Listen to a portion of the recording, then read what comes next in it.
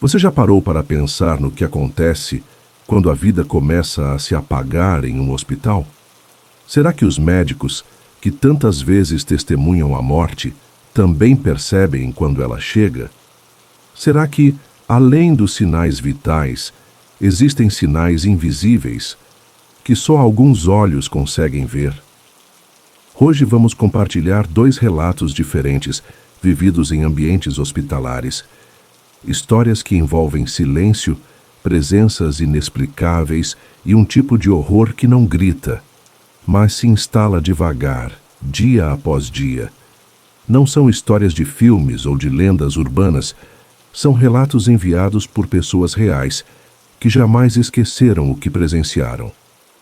Se você gosta de histórias misteriosas e arrepiantes como essas, aproveite agora para deixar o like e se inscrever no canal.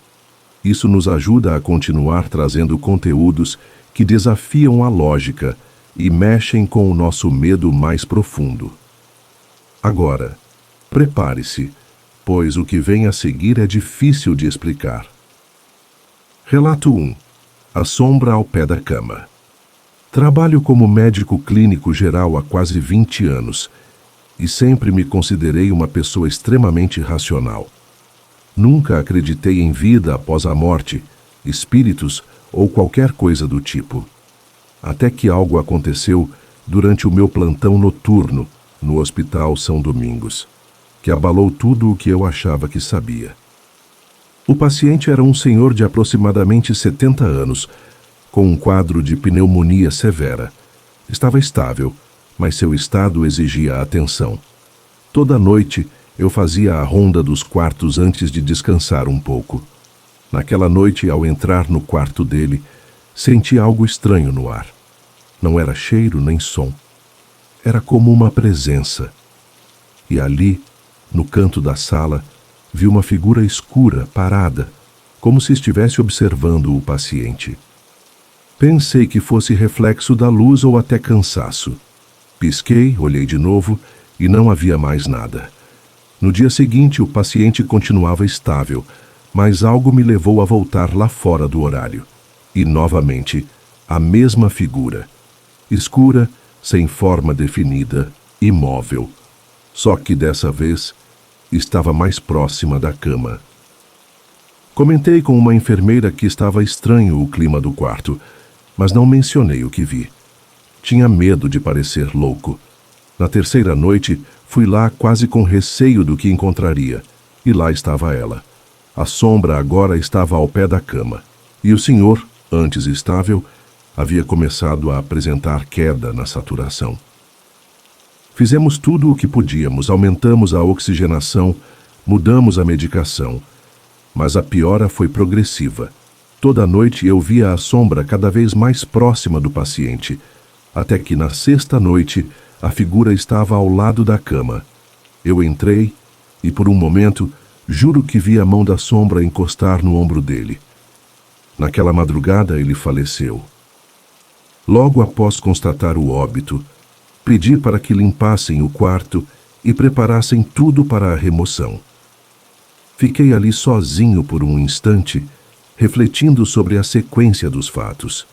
E foi nesse momento, ao olhar para o canto onde tudo começou, que percebi. A sombra tinha desaparecido, como se tivesse cumprido o que veio fazer. Contei o que vi apenas a outro médico, um amigo de longa data. Ele me ouviu em silêncio e disse algo que me tirou o sono por semanas. Você teve sorte de não ser você quem ela observava. Desde então, nunca mais olhei um quarto da mesma forma. Aprendi a perceber os silêncios, os arrepios, os detalhes que a medicina não explica. E toda vez que estou em uma ala de pacientes terminais, eu olho para os cantos do quarto antes de qualquer outra coisa. Não sei se o que vi foi a morte, mas algo ali estava. E o pior é saber que ninguém além de mim pareceu notar sua presença. Relato 2. O velho da recepção. Era uma madrugada calma de segunda-feira, algo raro para o pronto atendimento onde eu trabalho como recepcionista há mais de 5 anos. O fluxo de pacientes estava baixo e só havia uma enfermeira e um médico de plantão. Estava tudo em silêncio, até que um senhor idoso entrou pela porta automática. Ele vestia roupas antigas, um paletó marrom puído, e andava devagar como se cada passo fosse calculado. Não disse nada. Apenas olhou para mim, acenou levemente com a cabeça e foi sentar-se em um dos bancos no canto da recepção, perto da máquina de café. Esperei que ele viesse até o balcão para se identificar, mas ele não se moveu. Passaram-se 15 minutos, depois 30. Fui até ele com um sorriso no rosto e perguntei: "Boa noite. O senhor está esperando atendimento?" Ele virou o rosto lentamente para mim e respondeu com uma voz baixa, quase sussurrada: "Estou esperando você. Aquilo me arrepiou. Não entendi. Como assim, senhor? Esperando por mim?" Ele apenas olhou em silêncio e voltou a encarar o chão. Achei que ele talvez tivesse alguma confusão mental, o que é comum em idosos. Então fui até a enfermagem avisar. A enfermeira veio comigo, mas ao chegarmos ao canto da sala, o senhor não estava mais lá. Nenhum barulho de porta, nada. Só o banco vazio. Revi as câmeras de segurança no computador da recepção. O que vimos nos deixou sem palavras. A câmera mostrou o exato momento em que ele entrou. Mas, por algum motivo, não havia imagem dele sentado. Só o banco vazio, como se ele tivesse desaparecido depois do primeiro passo para dentro. Os dias se passaram e tentei esquecer aquilo, achando que fosse algum erro no sistema. Mas na semana seguinte, enquanto digitava uma ficha qualquer, senti alguém atrás de mim. Me virei. E por um segundo, vi a silhueta de um homem com o mesmo paletó marrom parado no final do corredor. Pisquei. Ele não estava mais lá. Desde então tenho sonhado com ele, sempre no mesmo banco olhando para mim. Às vezes ele sorri, outras apenas espera. E eu acordei certa vez com uma frase na mente, como se ele tivesse dito: "Ainda estou esperando você." A partir desse dia, minha saúde começou a piorar. Tonturas, insônia, sensação constante de ser observada. Fiz exames e nada foi encontrado. Às vezes penso que ele me marcou de algum jeito, que não veio por acaso. Talvez eu estivesse mesmo sendo esperada.